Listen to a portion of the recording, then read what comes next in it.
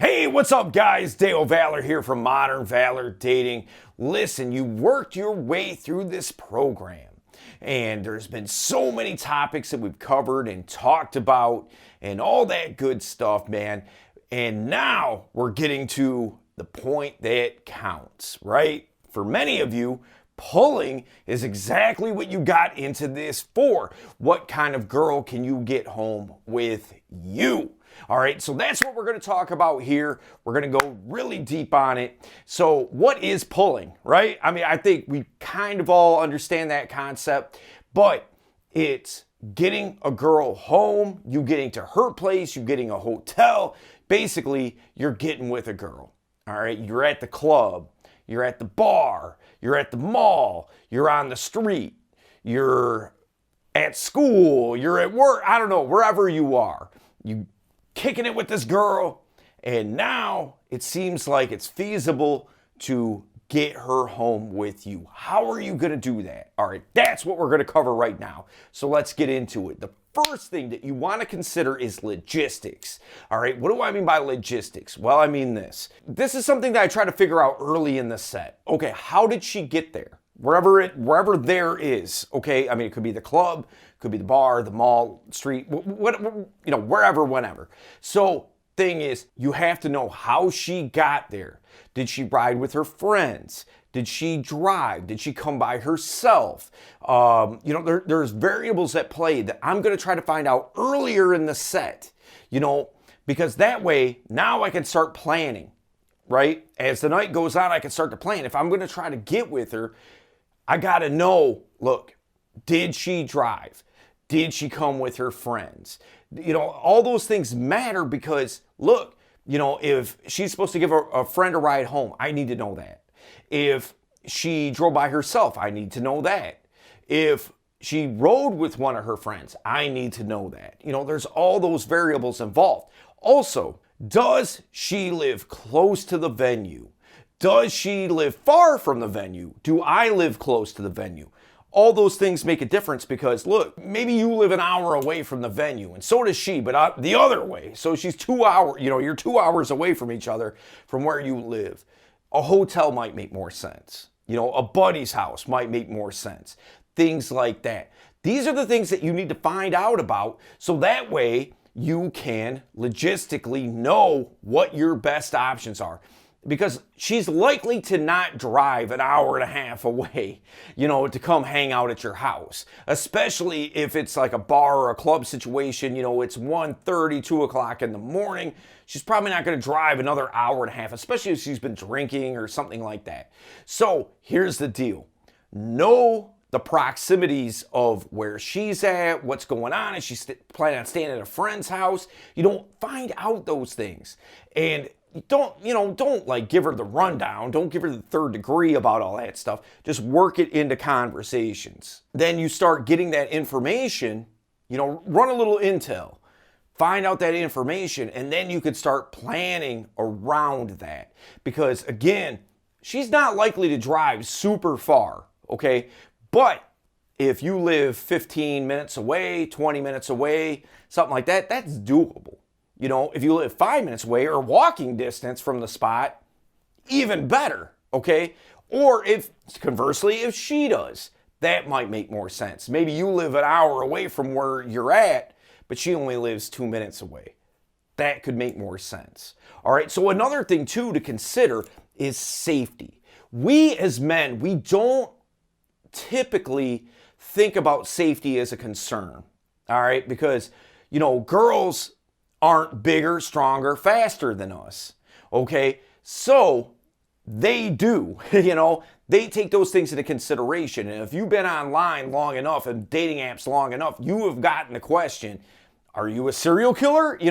And even if you are, you're going to tell her. But still, nonetheless, thing is, she has to feel safe with you. Now, you want to have a little bit of an edge and a little bit of a dangerous aspect to you, but you don't want to come across as unsafe, right? So what I do to reinforce safety is this. Often girls who are attractive, especially in a bar or club setting, are going to be with other girls, right? I mean, how often do you see a girl that's just like, I want to go dance. I'll go by myself if I have to. That rarely happens. So, thing is, man, she's going to have friends with her. Befriend those friends. Get to know those friends. You know, it's so important because if they like you, they're going to be like, okay, you know, go on ahead with this guy. If they don't like you, it only takes one of them to not like you. And then it's just going to spread like a cancer. Well, this guy's weird. Why is he talking to us? You know, that kind of thing. It's just going to spread. So here's the deal. You want all of them to like you. On a side note, if more than one of them like you, anything could happen. All right? So just keep that in mind as well. When I'm going to leave, I give all the friends my phone number. Hey, look, if you need to text me, get at me. If you need to text her, get at her. It's totally fine. You know, no worries. If you need to give us a call, that's cool too. No worries. You know, you want to reinforce the fact that she is going to be safe with you because up until whenever you opened, you're a stranger. They don't really know you. So you want to reinforce safety as much as possible because, you know, girls worry about that kind of thing. So don't let that become an objection before it's an objection. Make sure you take care of that before it pops up. So that way you can handle it, all right? So get to know them. Become friends of the friend group. Give them your number. You know, let them know that she is going to be safe with you. Another thing, too, all right, so get her home to your place. We talked about false time constraints earlier. I'm going to give her another false time constraint, okay? I'm going to say, hey, listen, why don't you come over to my place? I got to show you this crazy thing that I have. Whatever that crazy thing might be. Maybe you got sharks in a shark tank. Maybe you've got whatever. Now, thing is, she is going to want, more often than not, plausible deniability. It just happened. Okay, so what I will say to her is like, okay, yeah, come on over. I got to show you this thing, but after a half hour, I got to kick you out. I got to get up early. You know, because that way, now, if it just happens, it was serendipitous. All women love serendipity, all right? It just happened, okay? Even though you both know the score. You know what's going on. You know the deal, and so does she. But you have to let her not feel like she's being brought there just for sex. You're showing her something. You're doing something. There's something going on at your house, and you have to show her that. So when she comes over, you know, have her help set the seduction scene. Have her, hey, light these candles. You know, hey, you know, what kind of music do you like? Let's put some music on right quick while I show you this. You know, all those types of things. And then when you knock it out, it just happened. And she doesn't feel bad about herself that, oh, I just gave it up that easy. It just happened, right? Another thing is getting to her place. Now, I am a big fan of getting to her place. I really don't like bringing girls home to where I live. You know, I know a lot of guys are fine with that. Me personally, I'm not that cool with it because I just don't like a bunch of random people knowing where I live. All right, so I think it just eliminates a lot of problems in life. But here's the thing. If you want to get back to her place, as we're having a conversation, as the night's wrapping up, what I will say to her is this.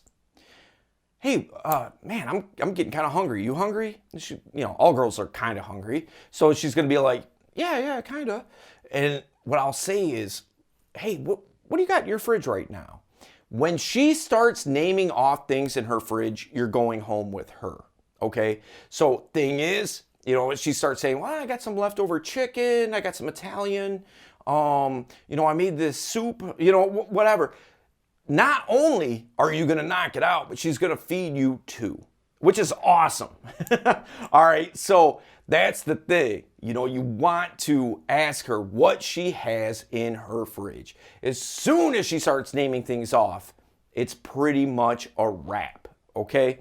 Last thing that I want to bring up on this topic is you want to lead. You want to lead the interaction, all right? This is a pitfall that a lot of guys fall into, is that they lead,